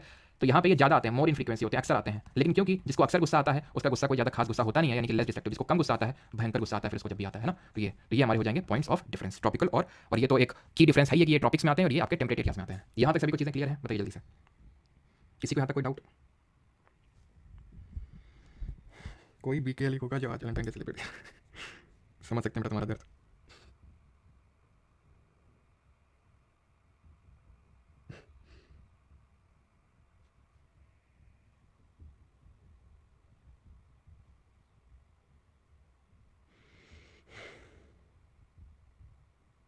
चलो क्लियर, तो फिर आगे बढ़ते हैं, एंटी साइक्लोन देखते हैं। अब तुम्हारे मुंह से ये नहीं निकलना चाहिए अल्लाह भी एंटी साइक्लोन ही बचा है, बहुत छोटा सा है। देखो एंटी साइक्लोन साइक्लोन का एकदम ऑपोजिट होता है। अब साइक्लोन लो प्रेशर ग्राउंड बन रहा था, ये हाई प्रेशर ग्राउंड बनेगा, तो इसके अराउंड क्या होगा? Low pressure low pressure low pressure low pressure, यानी विंड चलेगी सेंटर, यानी केंद्र से परिधि की ओर, केंद्र से परिधि की ओर, सेंटर से बाहर की ओर निकलेगी। वहाँ पे क्या हो रहा था? लो प्रेशर अंदर था ना, तो परिधि से केंद्र की ओर चल रही थी, यहाँ पे केंद्र से परिधि की ओर, यानी कि सेंटर से बाहर निकलेगी। अब क्योंकि ये मान लो कि नदर्न हेमिस्फीयर है, नदर्न हेमिस्फीयर केस ले लेते हैं, तो विंड राइट की ओर डिफ्लेक्ट होगी, विंड राइट की ओर डिफ्लेक्ट होगी, विंड राइट की ओर डिफ्लेक्ट होगी, विंड राइट की ओर डिफ्लेक्ट होगी। ये कैसा घुमाव है? ये क्लॉकवाइज घुमाव है ये, ठीक है, घड़ी की दिशा में। तो इसीलिए जो एंटी साइक्लोन होगा वो नदर्न हेमिस्फीयर में, इसको हिंदी में क्या बोलेंगे? हिंदी में इसको क्या बोलेंगे? जल्दी से बताओ। प्रति चक्रवात बोल देंगे इसको, ठीक है, प्रति चक्रवात। तो नदर्न हेमिस्फीयर में क्लॉकवाइज घूमेगा, सदर्न हेमिस्फीयर में दक्षिणी गोलार्ध में ये एंटी क्लॉकवाइज घूमेगा। अब मुझे पता तुम्हारा भेजा खराब हो रहा होगा, अब रुक जाओ, ठीक है, मैं भेजा सही कर देते हैं। एक बस तुम एक याद कर लो, तुम ये याद कर लो कि जो साइक्लोन होता है, साइक्लोन वो नदर्न हेमिस्फीयर में, तुम सीधे रट्टा मार लो, वैसे तो मैं समझा भी दिया था बना के, लेकिन तुमसे समझ नहीं आ रहा है, फिर तुम अगर भूल गए तो उस केस के लिए मैं बना के यहाँ पे लिख दिया, सो दैट आप बना के वहाँ देख लो। नदर्न हेमिस्फीयर में ये एंटी क्लॉकवाइज घूमता है, एंटी क्लॉकवाइज, बस खत्म मामला। तो सदर्न हेमिस्फीयर में कैसा घूमेगा? क्लॉकवाइज घूमेगा। एंटी साइक्लोन पे अगर आते हैं, एंटी साइक्लोन, क्योंकि नाम में साइक्लोन के आगे एंटी लग गया तो इसका उल्टा हो जाएगा। नदर्न हेमिस्फीयर में ये अगर ये एंटी क्लॉक है तो ये क्लॉक हो जाएगा, और क्योंकि ये नदर्न हेमिस्फीयर में क्लॉक है तो नीचे एंटी क्लॉक हो जाएगा, खत्म, सिंपल, ठीक है। अब एक बस याद कर लो, चारों याद हो जाएंगे आपको, ठीक है। अब आते हैं वेदर वर्सेस क्लाइमेट, कि वेदर और क्लाइमेट में क्या डिफरेंस होता है। तो वेदर और क्लाइमेट में अगर हम डिफरेंस की बात करें तो वेदर होता है short term changes in atmospheric circulation, हम बोल सकते हैं। और ये होते हैं, क्लाइमेट की बात करें, लॉन्ग टर्म चेंजेस, ठीक है। एकदम सिंपल टर्म से मीनिंग समझो कि फॉर एग्जांपल आज मान लेते हैं कि आपकी सिटी में बारिश हो रही है जोर की, ठीक है। आप रहते हैं राजस्थान में, पता चला आपके यहाँ पे बारिश हो रही है बहुत ज़्यादा, और मैंने बोल दिया कि आपके यहाँ पे मैं आया, ठीक है, मैंने बोल दिया यहाँ पे तो बड़ा रेनी सीजन है, तुम तो बहुत यहाँ पे के जो छत होनी चाहिए वो तो इस तरह से होनी चाहिए, या तो यहाँ पे तो बहुत बारिश होती है, तो यहाँ पे रेनी मतलब बहुत, यहाँ का क्लाइमेट रेनी है। तो क्या ये बोलना सही होगा? नहीं, गलत होगा ये बोलना। क्यों? क्योंकि वो आपको भी पता है कि आज बारिश हो रही है, वैसे तो यहाँ पे चमक के धूप पड़ती है और उतनी ज़्यादा बारिश नहीं होती है, तो यानी कि उस दिन का वेदर रेनी है, क्लाइमेट रेनी नहीं है। तो क्लाइमेट में हम 30 साल के डेटा को लेते हैं, इस पर क्वेश्चन बन चुका है सीजल में कि कितने साल के डेटा को लेते हैं क्लाइमेट में। तो क्लाइमेट में 30 साल के डेटा को लेते हैं, ये कैलकुलेट करने के लिए, फिर ये बताने के लिए कि किसी पर्टिकुलर रीजन का क्लाइमेट कैसा होगा। सर तो मैं लास्ट में आंसर कर दूंगा, ठीक है, टॉपिक से रिलेटेड हुआ करे कुछ तो वो बताया करो, ठीक। तो 30 साल के डेटा को लेते हैं क्लाइमेट में, उसको हम बोलते हैं क्लाइमेट, सिंपल, ठीक है। जो एटमॉस्फेरिक चेंजेस होते हैं एटमॉस्फेयर में, वो 30 साल के डेटा को कैलकुलेट करेंगे। जैसे फॉर एग्जांपल हमने देखा 30 साल में बैंगलोर में खूब ठीक ठाक बारिश हो रही है, तो हमने बोल दिया कि हाँ ठीक है, यहाँ का नॉर्मल क्लाइमेट है, यहाँ पे एक्सट्रीम ऑफ टेम्परेचर देखने को नहीं मिलता है। एक्जैक्टली, यहाँ तक आपकी चीज़ें क्लियर हो गई होंगी, ये होती क्या है, ठीक। अब बढ़ते हैं आगे, अब बढ़ते हैं आगे, and that is Koppen climatic classification.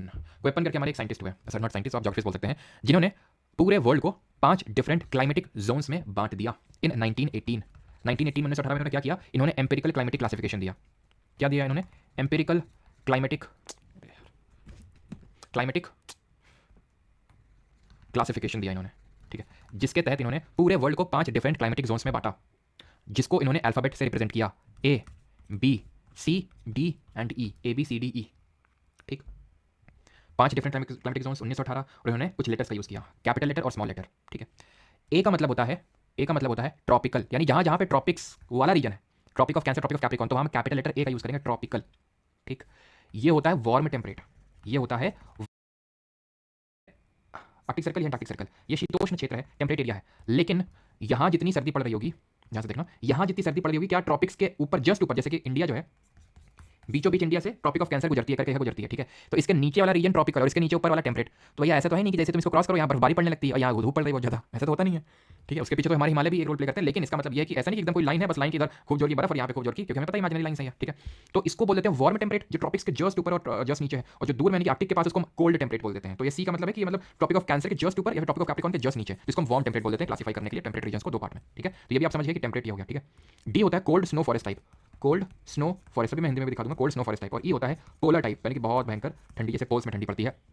अभी वो स्मॉल पे कुछ मत फोकस करना। ए को बोलते हैं उष्णकटिबंधीय आर्द्र जलवायु, सी को बोलते हैं कोष्ण शीतोष्ण, डी को बोलते हैं शीत हिमवन जलवायु, ई को शीत जलवायु। ये एफ वगैरह नहीं देखना है, ठीक। अब तुम एक चीज़ को नोटिस करो, यहाँ पे एक बेचारा वेट कर रहा है कि हमारी बारी कब आएगी। वो कौन है? वो बी है। ये बारी का इंतजार क्यों कर रहा है? क्योंकि ये जो क्लासिफाई किया गया है ये प्रेसिपिटेशन के बेसिस पे किया गया है, जहां पे बारिश कम होती है उसके लिए हम यूज करते हैं बी लेटर का। यानी कि इसका बेसिस का क्लासिफिकेशन, इसके क्लासिफिकेशन का बेसिस क्या है? बारिश, दैट इज प्रेसिपिटेशन। कल देखे थे डिफरेंट फॉर्म्स ऑफ प्रेसिपिटेशन, जिसमें बारिश होती है, रेनफॉल होती है, हेल, स्नो, स्लीट, ये सब होते हैं, ठीक है। And what are different forms of condensation, जरा कमेंट में लिखो जल्दी से, ठीक है। संघनन के डिफरेंट रूप क्या होते हैं। ट्रॉपिकल हमने टेंपरेचर के बेसिस पे किया, वार्म टेंपरेचर के बेसिस पे, कोल्ड टेंपरेचर के बेसिस पे, टेंपरेचर के बेसिस पे। तो ये जो 5 हैं इनमें से 4 हैं टेंपरेचर के बेसिस पर, एक है प्रेसिपिटेशन के बेसिस पे, बी वाला है प्रेसिपिटेशन के बेसिस पे। क्लियर है। अब हमने कुछ स्मॉल लेटर्स का भी इस्तेमाल किया, जैसे कि M S W F. M का मतलब क्या होता है, एम का मतलब होता है, कौन से लेटर का इस्तेमाल करें बताओ जल्दी से, ये कर। एम का मतलब होता है मॉनसून टाइप, अभी सब समझ में आ जाएगा। एस का मतलब होता है समर ड्राई, जहां पे गर्मियों में बारिश नहीं होती है, समर ड्राई बोलते हैं। डब्ल्यू का मतलब होता है विंटर ड्राई, और एफ का मतलब होता है जैसे समझ लो फुल बारिश, ठीक है, जहां पे खूब ढेर सारी बारिश होती हो, ठीक। एक बस पॉइंट और समझ लो, एंड दैट इज कि स्मॉल डब्ल्यू और कैपिटल डब्ल्यू में अंतर होता है। स्मॉल डब्ल्यू तो विंटर ड्राई दिखाता है, कैपिटल डब्ल्यू डेजर्ट को दिखाता है, रेगिस्तान को दिखाता है, ठीक है। ये विंटर ड्राई को स्मॉल डब्ल्यू और ये कैपिटल डब्ल्यू डेजर्ट को दिखाता है। अब आ जाओ यहाँ पे जल्दी से भाग के, ठीक है। चलो अब मैं तुमसे क्लाइमेटिक क्लासिफ, अब मैं खुद तुमसे पूछ रहा हूँ कि कैसे इनको क्लासीफाई करोगे, ठीक है। वैसे तो भी ज़्यादा मैंने पढ़ा नहीं, बट फिर भी उत्तर प्रदेश वाला जो हरा हरा दिख रहा है, उत्तर प्रदेश वाला जो रीजन है, इसको क्या बोलोगे, क्या बोलेंगे इसको? तो खुद ही सोचो, ये यहाँ से टॉपिक ऑफ कैंसर कुछ इस तरह से गुजरती है। कर्क रेखा की अगर हम बात करें, यानी कि कर्क रेखा के जस्ट ऊपर, यानी कि वार्म टेम्परेचर के लिए कैपिटल सी का इस्तेमाल करते हैं। और यहाँ पे क्योंकि उत्तर प्रदेश और बिहार में पता है विंटर्स ड्राई रहती है, विंटर्स में बारिश नहीं होती है, सी डब्ल्यू देख लो, सी डब्ल्यू। जी को छोड़ दो, ठीक है, जी को जाने दो ऐसी तैसी में, वो जी का मतलब यहाँ पे गंगा प्लेन से, लेकिन उससे कोई मतलब होना नहीं चाहिए, ठीक है। सी डब्ल्यू हो गया। नीचे क्या होगा, नीचे वाला ये ट्रॉपिकल है तो ए का यूज कर लो, क्योंकि यहाँ पे भी विंटर ड्राई होती है तो डब्ल्यू, लेकिन क्योंकि यहाँ पे मानसून का इन्फ्लुएंस रहता है तो एम डब्ल्यू, ठीक है, या फिर ए डब्ल्यू, सिंपल। राजस्थान में डेजर्ट है, रेगिस्तान है, तो कैपिटल डब्ल्यू को तो भूल ही नहीं सकते हैं, और क्योंकि यहाँ पे बारिश नहीं होती है, ड्राई होता है, तो कैपिटल बी का इस्तेमाल करेंगे, ठीक है। एच डब्ल्यू और सी डब्ल्यू छोड़ दो, ठीक है, जितना है बस 2 लेटर्स का खेल है, खत्म, आराम से हो जाएगा क्वेश्चन, ठीक। ये है कोरोमंडल कोस्ट तमिलनाडु का, अभी पढ़े नहीं है, कुछ लोगों को पता होगा क्या कि यहाँ पे बारिश होती है सर्दियों में, विंटर्स में, यानी समर में नहीं होती, समर ड्राई होती है। तो समर ड्राई होती है तो बात की बात है, ये बताओ ट्रॉपिकल है कि वार्म टेम्परेचर कैसा है, ट्रॉपिकल है तो कैपिटल ए, क्योंकि यहाँ समर में बारिश नहीं होती, समर ड्राई होती है तो स्मॉल एस, ठीक। जम्मू कश्मीर सब पोलर टाइप है, बर्फबारी बहुत ज्यादा होती है, जैसे पोल्स में होती है, तो ई हो गया। ये अरुणाचल वाला क्षेत्र है, डी का यूज इसलिए किया बिकॉज डी का मतलब कोल्ड स्नो फॉरेस्ट टाइप, क्योंकि यहाँ पे जंगल देखने को मिलते हैं बहुत ज्यादा, इसलिए खत्म हो गया खेल, ठीक है। तो कोई क्लासिफिकेशन का यूज हमने कर लिया अपने मैप पे भी, और देख लिया, सबको प्लॉट कर लिया। Is that clear? ऐसे हमारा एक मेडिटेरेनियन सी वाला रीजन, भूमध्य सागर वाला रीजन है, वहां पे भी रेनफॉल विंटर में होती है, समर ड्राई होती है, समर तो ड्राई होती है, ठीक है। ये ट्रॉपिकल में आता है कि टेम्परेट में आता है, तो ये टेम्परेट में आता है, ध्यान रखना। तो क्योंकि टेम्परेट में आता है तो कैपिटल सी स्मॉल एस का यूज करेंगे, वार्म टेम्परेट में आता है, ठीक है, मेडिटेरेनियन सी वाले रीजन के लिए। क्लियर है यहाँ तक? अब बताओ क्या पढ़ने वाले हैं, ये हमारा लास्ट टॉपिक है आज का। अब बताओ हम लोग क्या पढ़ने वाले हैं जल्दी से। तो ये थोड़ा सा कॉम्प्लेक्स, आज के जो टॉपिक्स हैं थोड़े से कॉम्प्लेक्स हैं, लेकिन क्वेश्चन आते हैं तभी हम लोग कर रहे हैं, ठीक है।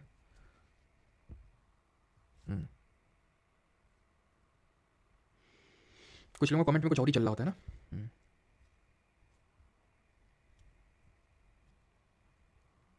बैच के हैंड नोट्स कहाँ मिलेंगे ऋषभ? बैच में मिलेंगे,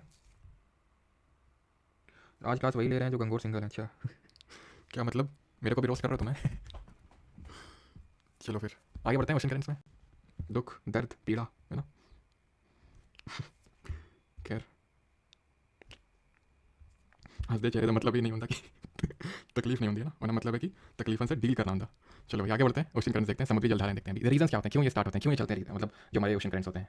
तो ओशन करंट्स के चलने के पीछे काफ़ी रीजन है, जैसे कि एक रीज़न है इसका हीटिंग, डिफरेंशियल हीटिंग बोल सकते हैं इसको। डिफरेंशियल हीटिंग का मतलब, अब हमें पता है कि वो छोड़ दो वाला, अब यहाँ पे देखो ये है हमारी इक्वेटर, ठीक है, ज़्यादा हीटिंग होगी, ये पोल से कम हीटिंग होगी, बिकॉज यहाँ पे स्लैंटिंग रेज ऑफ सन मिल रही होंगी, और यहाँ पे तो ऑल थ्रू द ईयर में मिल रही होंगी क्या, सन की डायरेक्ट रेज। यहाँ ज़्यादा हीटिंग होगी इस वाले रीजन में। अब ज़्यादा हीटिंग होगी तो पानी ज़्यादा गर्म होगा, और जब पानी ज़्यादा गर्म होगा तो पानी जो गर्म होता है वो, जैसे जो गर्म हवा होती है वो कैसी होती है, लाइट होती है, डेंस नहीं होती, लाइट होती है, ऊपर उठती है। उसी तरह एक गर्म जो पानी वो भी ऊपर उठता है, और जो ठंडा पानी तो थोड़ा नीचे बैठता है ड्यू टू डेंसिटी की वजह से। इसकी वजह से जो है ग्रेडियंट क्रिएट हो जाता है, स्लोप क्रिएट हो जाता है, जिसकी वजह से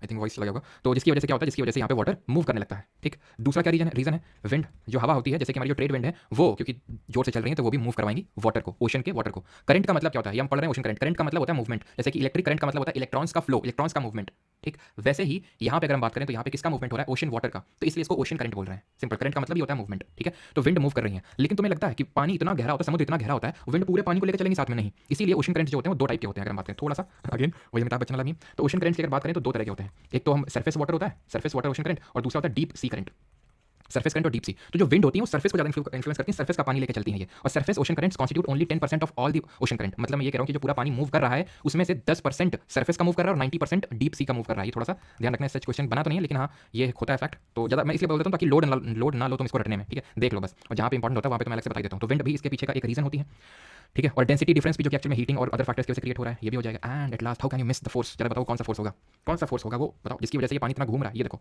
पानी सीधे चल सकता था लेकिन घूम रहा है, पानी घूम रहा है, घूम रहा है, घूम रहा है, क्यों घूम रहा है, घूम रहा है कोरिलेस फोर्स की वजह से, ठीक है, जिसकी वजह से हमारी विंड्स भी मूव कर रही थी, घूम रही थी, क्लियर। और हमारा 5वां फैक्टर्स मैं बोल सकते हो जो हमारी कोस्ट लाइन होती है। कोस्ट लाइन मतलब कोस्ट लाइन का मतलब होता है ये, जैसे कि ये एक करंट है, ये एक करंट है, ये सीधे चला जाता है, लेकिन ये कोस्ट इस तरह से कि बेचारा घूम गया ये, और इस कोस्ट की वजह से भी घूमा, लेकिन कोस्ट की वजह से भी घूमा, डिफ्लेक्ट हो गया, ये ऐसे सीधे चला जाता है लेकिन कोस्ट की वजह से घूम गया, तो कोस्ट लाइन भी इन्फ्लुएंस करती है। अब इस पर्टिकुलर टॉपिक से क्वेश्चंस कैसे बनेंगे? क्वेश्चंस बनेंगे दो तरह, ये एक तो है रीजंस, इससे क्वेश्चन बनने के कम चांस रहते हैं, बट फिर मैं बता दिया मूव क्यों करता है, पूछ लेगा तो भी आप कर दोगे। सबसे प्रमुख जो क्वेश्चन बनने के चांसेस होते हैं वो होते हैं कि आपको आइडेंटिफाई करना से पूछेगा, करने को बोलेगा कि इसमें से नाम दे देगा, इसमें से वार्म कौन सा है, इसमें से कोल्ड कौन सा है, गर्म कौन सा है, ठंडा कौन सा है।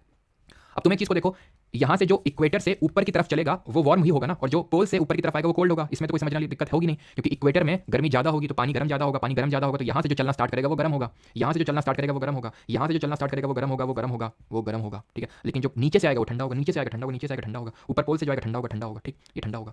अब तुम ज्यादा अपने इसमें दिमाग मत लगाओ, देखना है तो देख सकते हो, ठीक है। बाकी मैं तुम्हें इसमें टिरिक भी बता देता हूँ कि टिरिक क्या है, इसको याद करने की, to learn the ocean currents, ठीक है, जिससे आपको याद हो जाएंगे। तो टिरिक मैं बता देता हूँ, टिरिक इज दिस कि बीपी, ठीक है, बीपी एक कंपनी का नाम है, ठीक है, बीपी एक कंपनी है जो गोल्फ का वर्ल्ड कप, ठीक है, गोल्फ का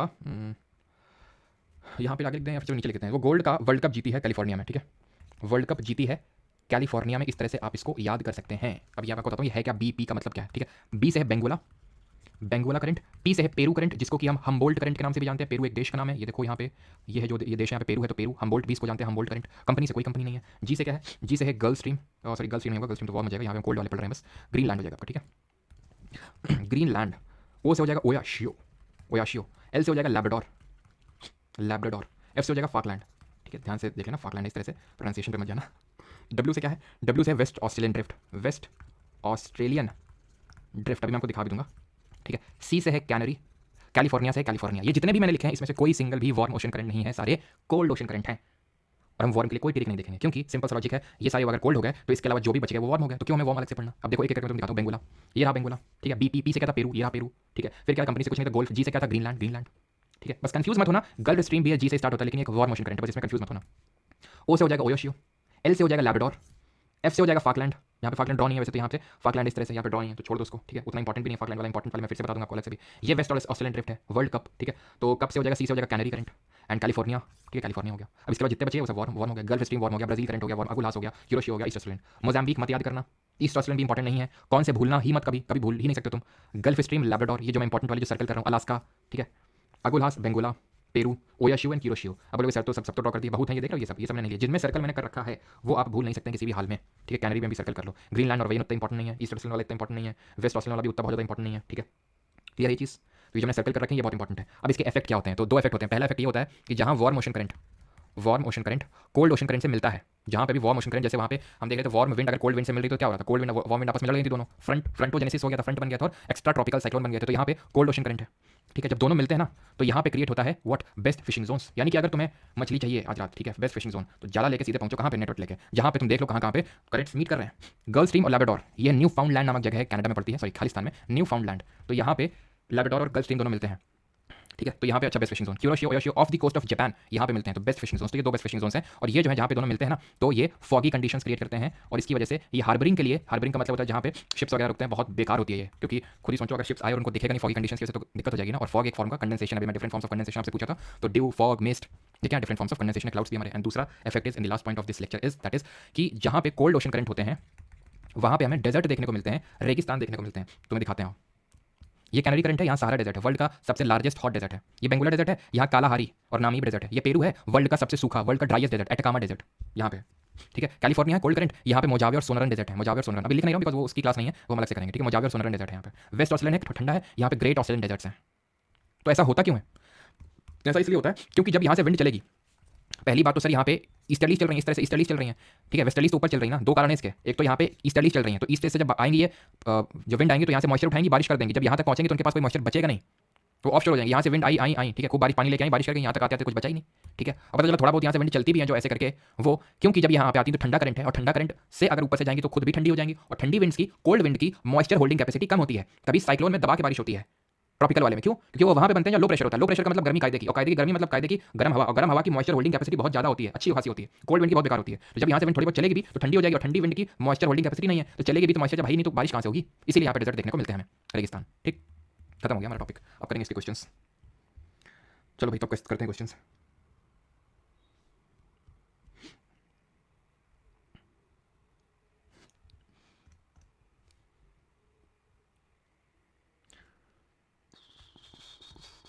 चलो करो क्वेश्चन, पहला क्वेश्चन ये रहा, दूसरा क्या, which winds blow across the Asian continent at latitudes north of the Himalayas रफली parallel to the Tibetan Highlands.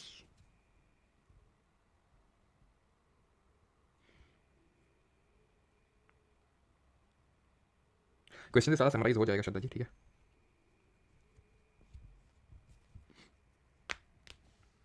आज क्वेश्चन रहने तो किस क्वेश्चन में रहने थे भाई आज क्वेश्चन। तो which winds blow across the Asian continent latitudes north south through parallel to the Tibetan highlands. तो ये होती है हमारी जेट स्ट्रीम, भी मैं पढ़ाया नहीं बिकॉज जब मैं मानसून वगैरह पढ़ाऊंगा तो वहाँ पे आएंगे जेट स्ट्रीम, ठीक है। तो इनको स्किप भी कर सकते हैं।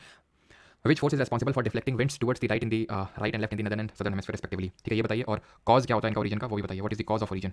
तो यहाँ पे होता है Coriolis force option number B, और इनके पीछे का कॉज ऑफ ओरिजिन होता है अर्थ का रोटेशन यानी कि जो पृथ्वी का घूर्णन होता है, एंड जो कॉरियोलिस फोर्स होता है वो जीरो होता है इक्वेटर पे भूमध्य रेखा पे, और मैक्सिमम होता है सबसे अधिकतम होता है पोल्स पे यानी कि ध्रुवों पे। आगे बढ़ते हैं। In coastal area during the night wind blow from land to sea, because बताइए जल्दी से। तो यहाँ पे किसकी बात हो रही है, यहाँ पे लैंड ब्रीज सी ब्रीज।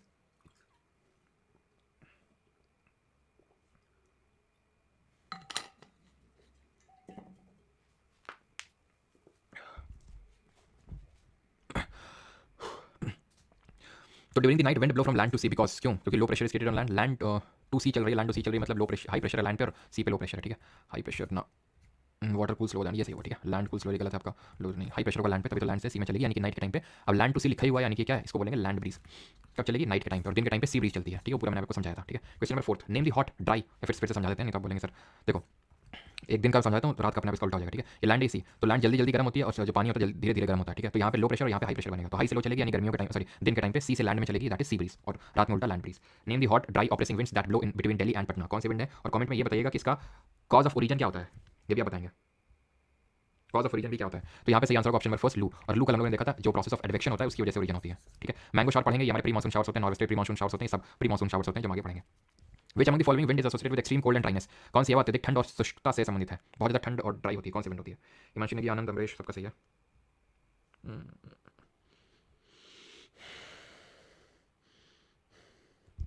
चलो तो ये कौन सी विंड हो जाएंगे, हमारी पोलर ईस्टर्लीज हो जाएंगे, ऑप्शन नंबर डी, ठीक है। ये बहुत ज़्यादा ठंडी होंगी, सबसे ज़्यादा ठंडी तो ये होंगी ना। विच among the following is not a permanent wind, कौन सी परमानेंट विंड नहीं है, मनीष, लवन्या त्रिपाठी, अभय सिंह, खुशी सबका सही है। चलो सही आंसर क्या होगा यहाँ पे, नॉट परमानेंट विंड, वेस्टर्ली भी और ईस्टर्ली भी permanent trade wind, permanent wind को ट्रेड विंड बोलते हैं, लू एक हमारी लोकल विंड है। Polar easterlies are which kind of winds, तो ये हमारी है परमानेंट विंड, सिंपल से देखना एकदम कितने आसान हो गए questions. What is the name of the zone that trade winds converge, जहाँ पे ट्रेड विंड्स कन्वर्ज करती हैं उस जोन को क्या बोलते हैं, उसको बोलते हैं अंतर उष्णकटिबंधीय जोन यानी कि इंटर ट्रॉपिकल कन्वर्जेंस जोन, ठीक है, जिसको डोल्ड्रम के नाम से भी जानते हैं, ठीक है। डोल्ड्रम जो हमें कहाँ तक देखने को मिलते हैं, 5 डिग्री नॉर्थ से 5 डिग्री साउथ में, और कमेंट में ये बताइए कि जो हॉट लैटिट्यूड वाला रीजन होता है अश्वत्थांश वो कहाँ पे देखने को मिलता है। Which among the following region have long cold winters with winds and average temperature below the freezing for 6 to 10 months of the year, B भी सही है। और हॉर्स लैटिट्यूड की अगर बात करेंगे तो वो 30 डिग्री में हमें देखने को मिलता है, हॉर्स लैटिट्यूड अश्वत्थांश 30 degree north and 30 degree south, ठीक है। इस क्वेश्चन की अगर बात करें तो अभी पढ़ा नहीं है वैसे तुम लोगों ने, ठीक है, लेकिन इसका आंसर टुंड्रा होगा। टुंड्रा कहाँ पे होता है, पोल्स के पास में जो रीजन होता है इसको टुंड्रा बोलते हैं, टुंड्रा। टैगा भी इसके पास में होता है, टैगा इसके पास में होता है, लेकिन एकदम एक्सट्रीम क्लाइमेटिक कंडीशंस टुंड्रा में होती हैं, ठीक है। अब आ जाते हैं चक्रवात पे, नहीं साइक्लोन पे। पहला question, the western cyclonic disturbance originates over, बताइए। ये भी नहीं पढ़ा, इसको भी स्किप कर दो, आंसर इसका मेडिटेरियन होगा लेकिन पढ़े नहीं अभी। The centre of cyclone is a calm area, it is called as, जो सेंटर होता है साइक्लोन का उसको क्या बोलते हैं। क्वेश्चन थ्रेड में नाइट बोला था, मतलब देख लेते हैं एक बार, during the night wind from land to sea, तो चाहे लैंड बोला हो, चाहे नाइट बोला हो, चाहे डे बोला हो, तीसरा स्टेटमेंट सही होगा ही होगा ना, water cools slower then land, ठीक है। Water cools slower then land, दिक्कत क्या इसमें, कुछ दिक्कत है। चलो आगे बढ़ते हैं। तो अगला हमारा साइक्लोन से कौन से थे मैं इसमें, तो इसको बोलते हैं आई ऑफ द साइक्लोन, ठीक है। आई में क्या होती है, काम कंडीशन होती है, एकदम शांत होती है, no cloud formation, no cloud का formation. 12th, which of the following place is called the cyclone capital of India, cyclone capital किसको बोलते हैं, तो साइक्लोन ज़्यादा कहाँ पे आते हैं, बे ऑफ बंगाल में जाते हैं और इस तरह से मूव करते हैं, यहाँ पे होता है हमारा सुंदरबन डेल्टा, ठीक है, option number D. In which type of rainfall winds move out of from a high pressure area with wind direction clockwise in the northern hemisphere, इसको किसी ने गलत किया, ध्यान से देख लेना फिर तुम।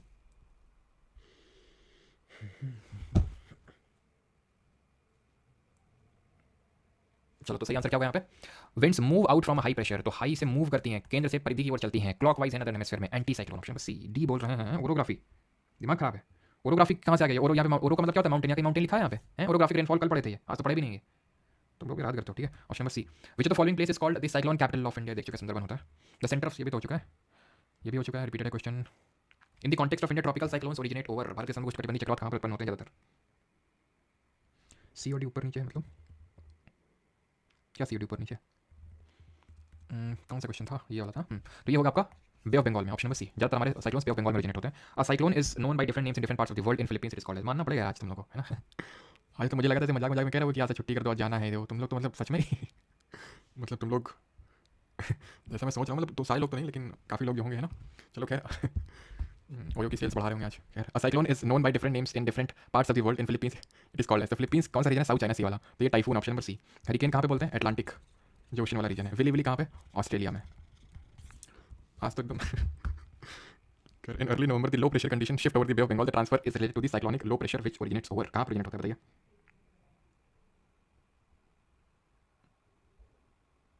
और आज की क्लास में जो अभी लेक्चर देख रहे हैं अभी मतलब आज से मैं जल्दी प्राइवेट कर दूंगा, मुझे ऐसा फील आ रहा है, ठीक है, यहाँ से जल्दी प्राइवेट करना चाहिए। अंडमान सी सबका सही है, हाँ। तो ऑप्शन नंबर ए यहाँ पे सही आंसर होगा, ठीक है। तो यहाँ पे लो प्रेशर यहाँ पे बनता है बे ऑफ बंगाल, और बे ऑफ बंगाल में इसको ये जो पर्टिकुलर पार्ट है अंडमान निकोबार वाला आइलैंड्स के आसपास वाला जो रीजन है इसको अंडमान सी बोलते हैं, ठीक है। 22 in India from where to the tropical cyclones which enter the subcontinent from the west and the north west during the winter months के टाइम पे ये एक्चुअल में आते हैं, यहाँ से आते हैं, लेकिन अभी पढ़े नहीं है उसमें पढ़ेंगे, ठीक है। बाकी क्वेश्चन आप लोग लगाएंगे, इसको बता दो ओशन करंट के भी क्वेश्चन कर लेते हैं। वार्म करंट इनमें से कौन सा है? वार्म करंट कौन सा, जल्दी से याद करिए। बीपी कंपनी गोल्फ का वर्ल्ड कप कैलिफोर्निया में खेली थी, तो कैनरी कोल्ड है, ठीक है। फाकलैंड कोल्ड है, लैब्राडोर कोल्ड है, गल्फ स्ट्रीम कैसा है वार्म है, ठीक है। गल्फ स्ट्रीम और लैब्राडोर कहाँ मिलते हैं? न्यूफाउंडलैंड कनाडा में मिलते हैं, जहाँ पे बेस्ट फिशिंग जोन्स होते हैं। एल नीनो भी नहीं किया है, वैसे आंसर इसका होगा पेरू, लेकिन अभी किया नहीं है तो स्किप कर सकते हैं। विच of the following is a warm ocean current on the Pacific ocean? तो वार्म कौन सा है इसमें से? क्यूरोशियो, ओयोशियो में एक वार्म होगा एक ठंडा होगा, ओयोशियो ठंडा है, क्यूरोशियो गर्म है। हमबोल्ट जिसको पेरू करंट बोलते हैं ठंडा है, कैनरी सी से कोल्ड, लैब्राडोर भी तीनों कोल्ड है, ठीक है। अगला है 28 gulf stream is which type of current? Gulf stream की अगर बात करें तो ये वार्म है, लैब्राडोर और गल्फ स्ट्रीम दोनों मिलते हैं, लैब्राडोर अगर ठंडा होगा तो गल्फ स्ट्रीम आपका कोल्ड होगा, ठीक है। चलो, और अच्छा बेंगोला भी आप याद कर सकते हैं आपको, जैसे कि बेंगोला अगुलास है, जैसे अफ्रीका कोस्ट है तो यहाँ बेंगोला है और यहाँ पे अगुलास है ना, यहाँ पे बेंगोला है यहाँ अगुलास है। याद पता है कैसे कर सकते हो तुम इसको? याद ऐसे कर सकते हो कि हमें पता है कि कोल्ड वेस्टर्न साइड में कोल्ड डेजर्ट, वेस्टर्न साइड में ज़्यादातर हमें डेजर्ट देखने को मिलते हैं, क्योंकि वहाँ पे कोल्ड ओशन करंट है। तो बेंगोला हमारा वेस्टर्न साइड में है तो यानी कोल्ड होगा, तो बी से बेंगोला, सी से कोल्ड, बी सी है ना। 29 आखिरी क्वेश्चन है आप लोगों का, फिर आपके लिए होंगे सारे क्वेश्चन। दैट इज लैब्राडोर किस तरह का करंट है? तो लैब्राडोर में cold current, option number B, ठीक है। अब जितने क्वेश्चन आपको खुद करने हैं और यहाँ पे हमारा सेशन होता है खत्म। टाइड पढ़े नहीं है तो इसका आंसर टाइड होगा, लेकिन अभी पढ़े नहीं है, ठीक है। चलो, बेंगोला टाइनर नहीं लिया भाई, अभी देखा ही नहीं, टाइम ही नहीं मिला टाइनर का तुम्हारे। टाइनर अभी क्या होता है टाइनर? मतलब क्या हीटिंग पैड वगैरह होता है क्या कुछ? या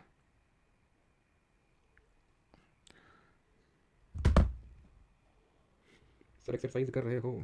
कर रहे हैं एक्सरसाइज।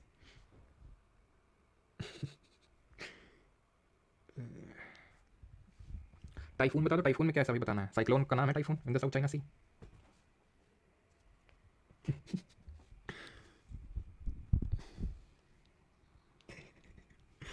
मेरे ट्रैविस बीट द हिट, तुम मिलो टेलीग्राम पे, तुमको बताते हैं कि रात का क्या सीन है।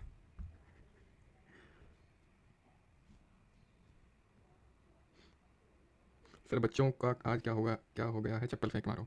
चप्पल आज नहीं फेंक के मारेंगे, डिस्टर्ब नहीं करना चाहते हैं आज। कल मिलते हैं, कल इनको चप्पल फेंकते हैं, आज कर लेना जो करना है। अच्छा, हाँ हिटलर बेटा तुम्हारी हम भावनाओं को हम समझते हैं, इतने दिन में तो तुमसे वाकिफ हो ही गए कि तुम किस बारे में पूछ रहे होगे, है ना, तो इसमें बताने की जरूरत नहीं है। होमवर्क वाले क्वेश्चन ये देख लो, होमवर्क वाले क्वेश्चन वैसे तो ऐप में अपलोडेड होते हैं, बाकी देख लो।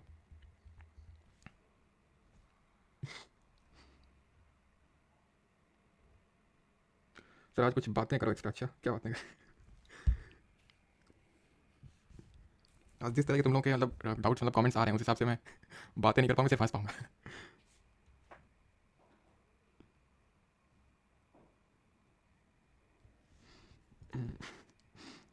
सर बेटा तुम्हारी वाली भी जब तुम पढ़ाई कर लोगे तब जरूर।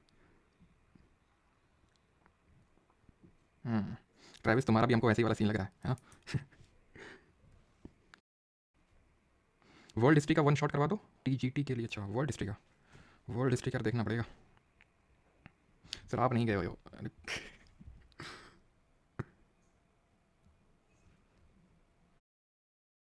जब वहाँ पहुँचे तो तुम लोगों ने भी एक्सपीरियंस किया होगा, अब तुम किस पर्पज से गए थे मुझे नहीं पता, लेकिन मैं तो मतलब स्टे करने के लिए गया था नाइट के लिए। तो उन्होंने बोला कि 1200 रुपये लगेंगे, ठीक है रहना तो रहो नहीं तो फिर जाओ। और उनका कस्टमर सर्विस भी इतना गंदा है ना, कुछ पूछो नहीं। और भाई सैटरडे संडे को तो एकदम, और सैटरडे का 3 दिन था, सैटरडे संडे का तो कहीं मिल भी नहीं रहा था। ठीक है, तब उस दिन मुझे पता चला कि कितना मतलब बिजी रहता है सैटरडे संडे वाला दिन, और क्यों बिजी रहता है इतना। टॉर्नेडो अलग चीज़ होती है, टॉर्नेडो एक बहुत ही लोकल स्टॉर्म होता है। टॉर्नेडो जो होता है वो अलग होता है, ठीक है। टाइफून साइक्लोन होता है, टॉर्नेडो जो है जमीन में उठता है और एकदम स्पाइरल करके से बहुत जोर कैसे ऐसे उठता है, जैसे नहीं तुमने देखा होगा गर्मियों के टाइम पे हमारे गांव में बोलते हैं कि मतलब भूत आ गया, मतलब ऐसे करके बोलते हैं, तो वैसा टाइप होता है ये।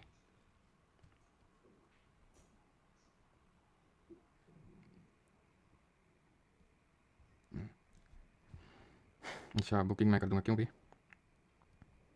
तब से तो भाई यही एक्सपीरियंस